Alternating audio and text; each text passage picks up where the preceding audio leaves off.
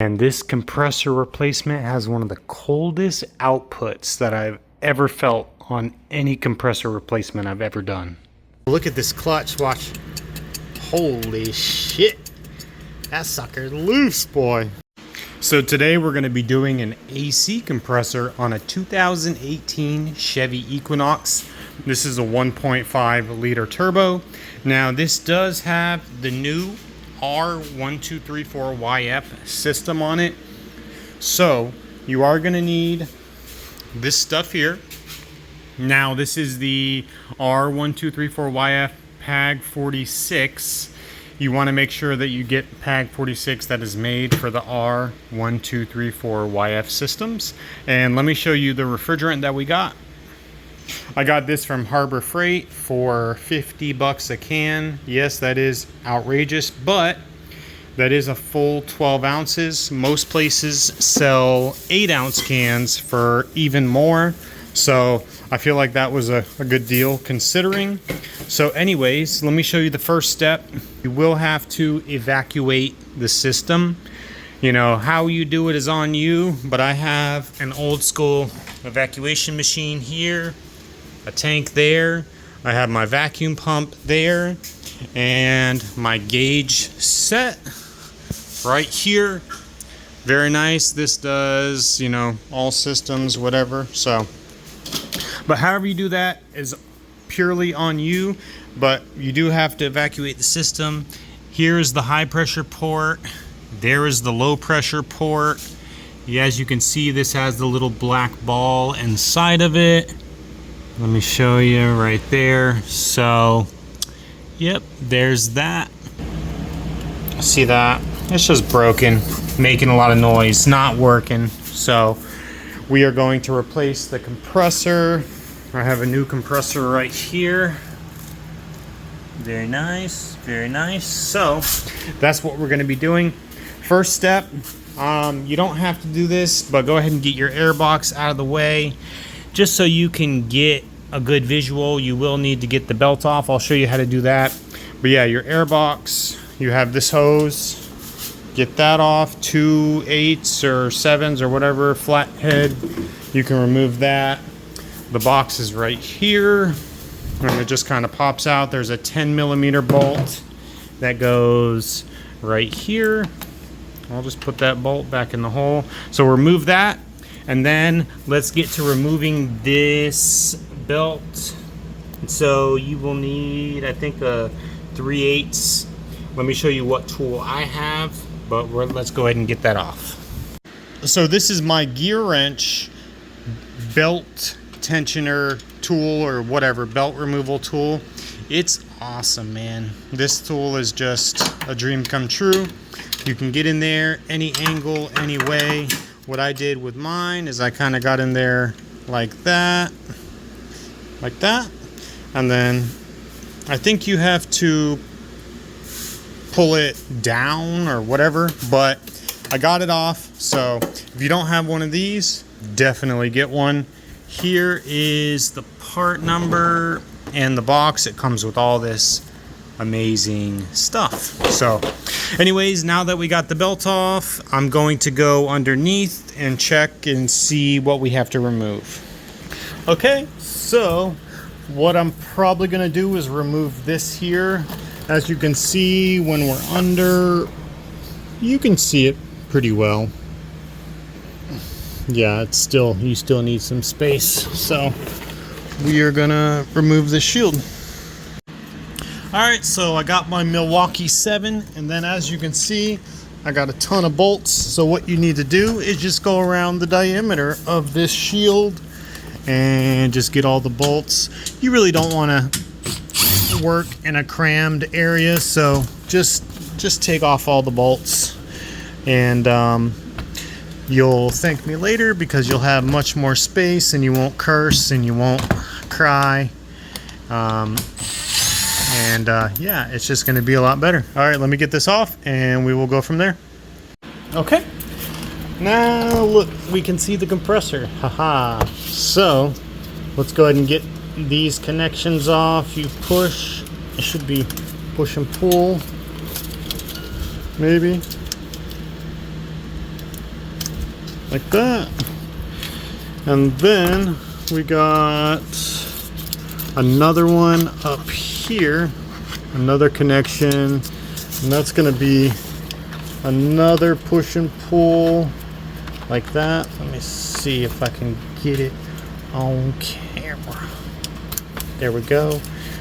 Very nice, like chicken and spice. Okay, now all we got to do is get these mounting bolts. Actually, I'm gonna do this last because I don't want air in the system, or I don't want moisture. So we got one here, and then I'm pretty sure that we got two up top. You guys like my little pink scooter? I guess I can't say no to anyone. I end up fixing everything. But let's see. So I just want y'all to be able to see. There's another one there. And then another one on the front side down there. I mean, you could always look at the old compressor too, you know. So you have, they're basically a triangle. Boom, boom. Okay, so a better view of the bolts. One right there. They're 13 millimeter bolts. One right there. And then there's a nut right there. So you want to get that nut off. That's also a 13. These are pretty darn accessible. You can get, I probably need a shorter extension, but you can get this one here, and you can get this one here. So yeah, they're all pretty easy to get. So let's go ahead and get those loose, and then what I'm gonna do is, as you can see, it's already loose. So what I'm gonna do is get these pretty close to coming out, and then we're gonna get this nut off here, because like I said, we want to take that off last and try to plug that while we're doing all the compressor stuff, changing the oil in it and getting it ready, because you don't want moisture in the system. I did vacuum the system after I evacuated it, but I'm gonna vacuum it again. So these are what the bolts look like there. Those were easy to get out, and I was able to get a short socket on this here, and that goes just like that. And then this wiring, you just push it to the side, like you know, like that. But look at this clutch, watch. Holy shit, that sucker's loose, boy. So as you can see, that is our issue. But anyways, now that I got it loose, I'm probably just gonna take it off like that the rest of the way. And like I said, we are going to plug that hole, so that way when we're doing our other work, we don't get moisture in the system. Okay, so I just got the compressor off of that stud, and I'm gonna see if I can get this sucker out through here. And yes sir, there's the compressor with a really loose clutch. And then we will move on to draining the new compressor, draining this compressor, and getting the proper amount of oil in the new compressor. All right, so here's the new compressor next to the old one. And as you can see, they look identical. You always want to match them up. Now that's the pressure release valve. If something's wrong with your system, it'll release pressure out of there. You'll hear a big hissing sound, but hopefully that won't be the case. Your drain plugs are on the bottom. That's where you will insert and drain the PAG fluid from. And as you can see here, we're going to be using a little pocket scale to weigh the PAG oil. You want to be specific. And also, you never want to use the oil that comes in the compressor. Even if it's pre-filled, dump that stuff out and put new in. They never put the right amount. You put the right amount in. They don't know what the right amount to go in your vehicle is. So anyways, as you can see, I'm draining out the old compressor oil. I just want to inspect it, see how much is in there. And then you also kind of use this as a guide as to how much you need to put back in. Because if your compressor was working fine before and there's no metal shavings and everything was fine, then you should basically put the same amount back in, maybe a little more, just, for good measure. But as you can see, this oil, it looks pretty decent. It doesn't look horrible. No darkness to it, so that's always a plus. So as you can see, I got 1.164 ounces out. So as you can see now, I'm draining all of the new oil out of the new compressor, which it's not really new oil, it's just oil that they put in there. But anyways, I've always learned that you always drain the oil out of the compressor, even if it's pre-filled.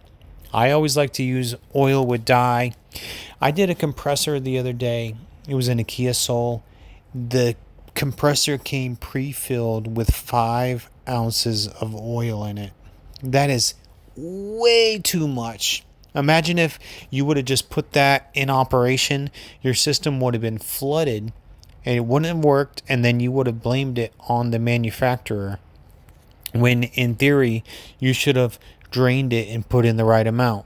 So that's why I always drain it out, put fresh, new, high quality fluid with dye in it, just in case anything ever happens in the future as far as leaks go. But anyways, we got all this drained out. Now let me show you how much came out of it.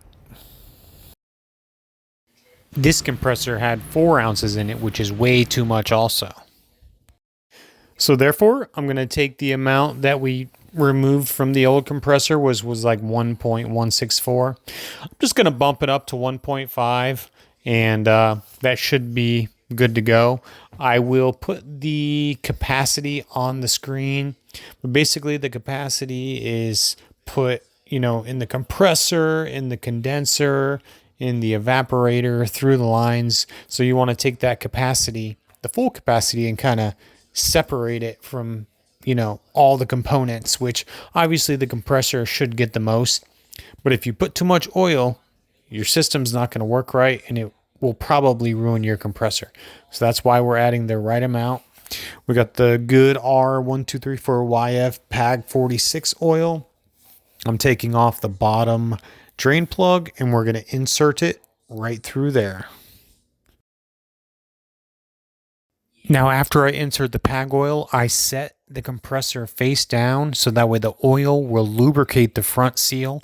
I'll leave it for a couple minutes before I initially install the compressor on the car.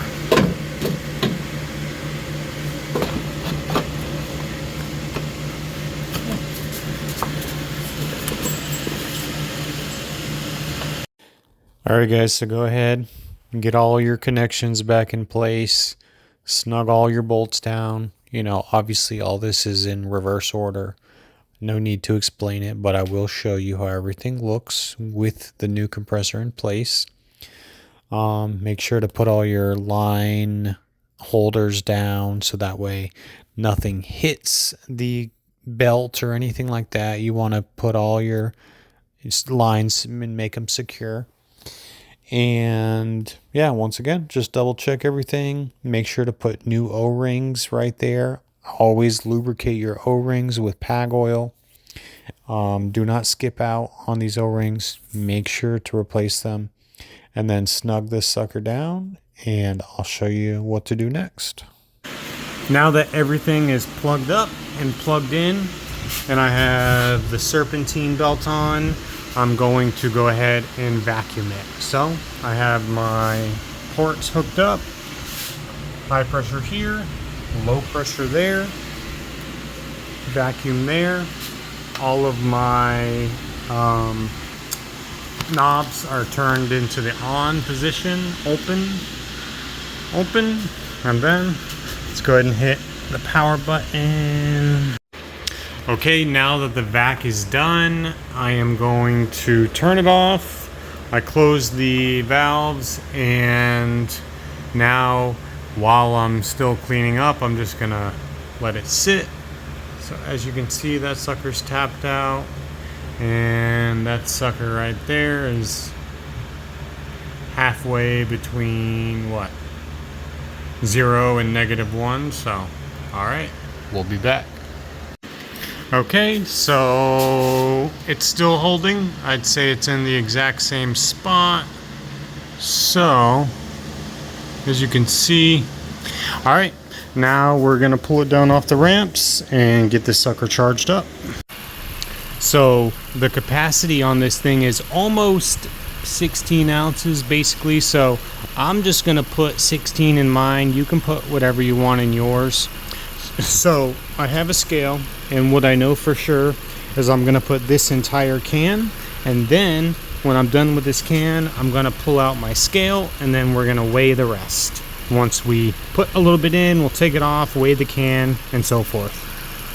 Okay, I got everything set up. Now let's turn the AC on full blast.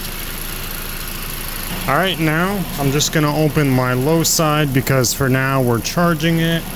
And I'm gonna open my refrigerant side. Shake the can a little bit. Now I'm gonna tap it. And let's keep an eye on those gauges in that eye.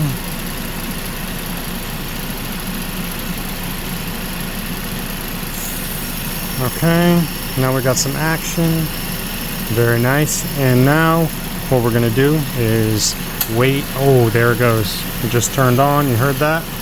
That's a very good sign. Okay, so now it's just kind of doing its thing.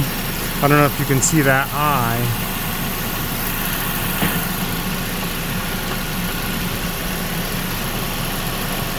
Awesome.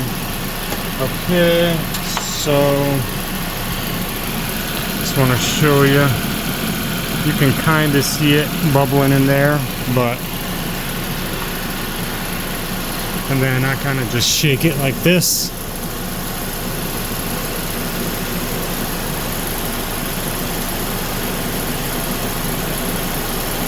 Kind of let it do its thing. And so what I'll do is I'll just watch this eye, and then I'll kind of just shake it like this. And I'm sure you probably can't see that, but you can kind of see it going. This can is really cold. We're getting there, but I don't really turn my high pressure gauge on until I start getting some Freon in, because some of these gauges are weird, and like if you don't know how to use them and you open both, you'll equalize it and it's not good. So all right, now let me check the inside to see if anything's changing. All right, so our first can is almost gone. So what I'm gonna do, I can't feel any more liquid or whatever in it, so I'm just gonna set it upside down for a minute. And then now what I'm gonna do is I'm gonna open up the high pressure side. Okay, so this is a 12-ounce can, and we're gonna weigh it. So this 12-ounce can weighs 15,275. So we want to be at 14, 13, 12, 11. We want to be at 11,275. Okay, last little bit here. I'm going to open up my refrigerant gauge. I'm just going to do it little by little. So I'm going to watch this go in. There we go. And then I'm gonna do it for probably like 30 seconds, and then I'm gonna check the weight of the can, and then we'll be done. Look at that, first freaking try. I couldn't have literally gotten any closer. I'm gonna stop right there. I think that's perfect. And yeah, man. All right, now let me put everything up, double check my gauges, and then we're going to check the temp. All right, let's check it out inside. Ooh, very nice. Ooh. Yeah, that does feel very, very nice. Awesome. Well, I'd say it's cooling very good. I'd say that repair went pretty well. I guess, you know, this was my first time doing a R1234YF system, but I guess we'll see what happens. I'll keep you guys updated. I really appreciate all of you watching. If you have any questions, leave them down in the comments. Once again, thank you for watching my video, and I'll catch you in the next one. Peace.